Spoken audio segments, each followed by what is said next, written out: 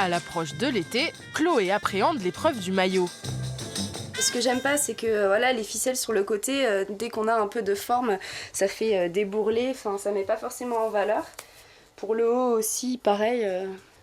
Et puis derrière, bon, c'est un peu trop échancré, on a les fesses qui débordent. Quand on n'a pas des toutes petites fesses, ça va pas forcément. Elle a trouvé la solution, le maillot rétro. Donc voilà, avec le côté petit volant bouffant de la culotte en fait. Et puis le haut avec le petit nœud, voilà, avec des formes très féminines, très girly. Ça couvre plus les fesses qu'un maillot tout échancré et du coup ça met en valeur la silhouette, même avec quelques formes. Avec les maillots comme ça, on ose plus sortir sur les plages pour aller bronzer tranquille. Cet été, les deux pièces rikiki ne sont plus les stars des plages. Dans les années 50-60, avec la démocratisation des bains de mer, sont apparus les maillots taille haute, les culottes bouffantes, des bandeaux et des imprimés Vichy. Cette mode fait son grand retour. Les jeunes filles n'hésitent plus à faire un bond dans le temps pour ressembler aux pin-up. Ces maillots de bain qui lui vont si bien, Chloé, étudiante en stylisme, les imagine elle-même. Je trouvais pas de maillot de bain qui m'allait dans le commerce, du coup j'ai décidé de me créer mes propres maillots de bain. Un retour au rétro qui a surpris sa mère. Alors, ce qui est très amusant, c'est qu'aujourd'hui, je vois Chloé avec ses maillots rétro. Et puis, moi, à l'époque, à son âge, je faisais également des maillots. Mais c'était pas du tout ce mode-là. C'était plutôt les maillots avec les ficelles sur le côté. Les strings n'existaient pas, mais on essayait d'avoir juste un tout petit carré de tissu. Et puis voilà, aujourd'hui, la mode fait qu'on revient au maillot de bain rétro. Comme Chloé, cet été, les grandes marques misent elles aussi sur le rétro.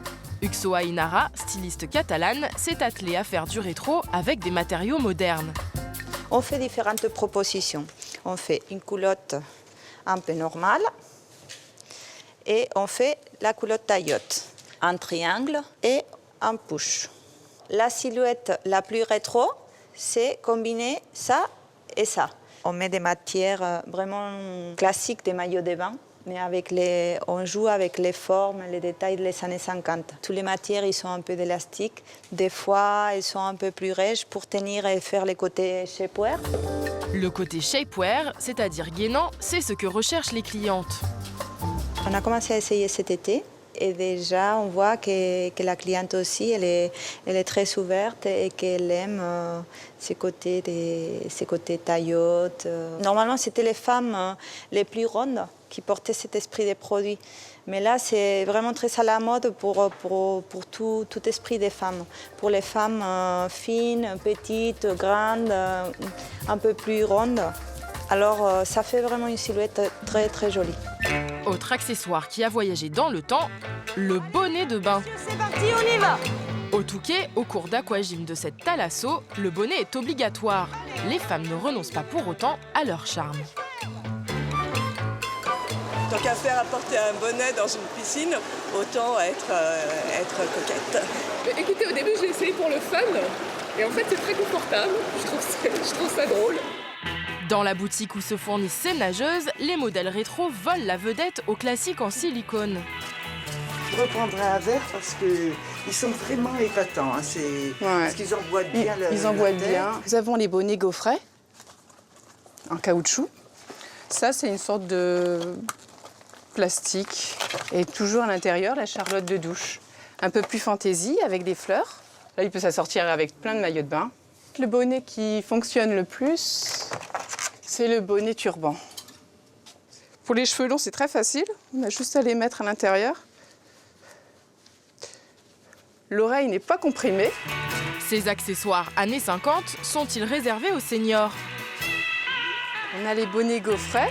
On remarque un engouement de ces bonnets chez les jeunes.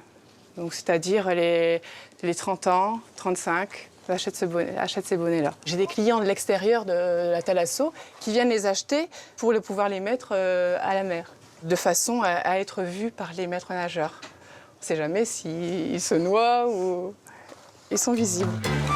Comptez 3 fois le prix d'un bonnet de bain classique en silicone pour être belle en toutes circonstances. Le suivant, de l'avant sur l'arrière. Les maillots rétro, on peut aussi les acheter d'origine. Dans sa boutique vintage, Elsa propose des maillots oubliés dans les placards depuis de longues années. J'ai des maillots de bain, pareil, des époques un peu différentes, encore une fois des années 40 sont les plus difficiles à trouver. Il y a beaucoup de détails, de la dentelle et la culotte est très chouette aussi. Bien entendu, il y en a de moins en moins et que souvent les maillots de bain ont été jetés, mais j'arrive à trouver encore. Ce que viennent chercher les clientes d'Elsa, ce sont des pièces uniques qui forcément appellent à la nostalgie. On s'imagine bien que c'est une femme des années 60, qui avait 20 ans dans les années 60, qui a porté le maillot. Et, oui, un côté émouvant, je trouve. Ouais. Ce sont des imprimés qui sont vraiment, quand on les voit, typiques de l'époque, qui n'ont plus d'équivalent. Nous avons demandé à Chloé, notre jeune styliste, son avis sur ces authentiques maillots d'époque. Le coton, il est nickel. Enfin, il n'a pas bougé. Toutes les finitions et tout, avec les petits rivets, les bordures qui sont doublées. Vraiment, c'est une vraie bonne qualité de maillot de bain. Ça n'a pas du tout bougé le coton, quoi. Je vais passer l'autre. Bon, celui-là est quand même vachement plus couvrant. C'est pas du tout le même style, mais j'adore. Entre les deux, je prendrais plus celui-ci. Autant être dans le kitsch jusqu'au bout. Les maillots rétro ont donc tout pour plaire, mais sont-ils pour autant adaptés à la natation? Chloé et ses amis vont tester ces créations dans les conditions les plus extrêmes, à la piscine municipale. Réaction du coton une fois immergé, maintien et marque de bronzage, les filles sont objectives. J'ai failli perdre mon maillot 2 fois, mais bon, il faut le remettre un peu, ça tient quand même bien dans l'ensemble. Pour la transparence, ça dépend, il faut choisir un motif plutôt foncé, parce qu'on a tendance à voir apparaître les tétons. Donc du coup, c'est un peu gênant. Voilà. C'est plus considéré comme de la lingerie de plage, vraiment pour aller bronzer, pour faire la pin-up sur la plage. Je trouve que le bandeau est assez sympa l'été à la plage. On ne voit pas les marques de bronzage.